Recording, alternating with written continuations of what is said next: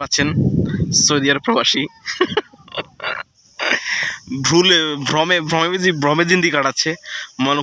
নিজে ভাবতেছে যে হয়তো বা কোথাও একটা জায়গা আছে যার নাম ইতালি, যেটা স্বপ্নে থাকে সেখানে যেতে পারবে, কিন্তু বাস্তবে না। বাস্তবে দেখতেই পাচ্ছেন আগে ভাগে ফটো তুলে দিতেছে, কারণ সে সৌদি আরবের মরুভূমি দেখবে কোথা থেকে দেখবে। আগে ভাগে সুন্দর সবুজ শ্যামল ইয়ার ফটো তুলে দিতেছে।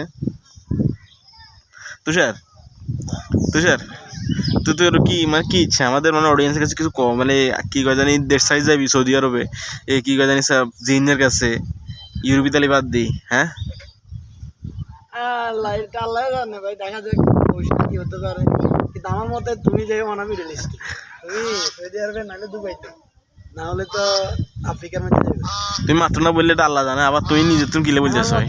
আমার মতে চিন্তা করো, আমি তো আল্লাহর মতে বলি না, কিন্তু আমার মতে আমি জানি জ্ঞানী ভাবে নিজের অনেক।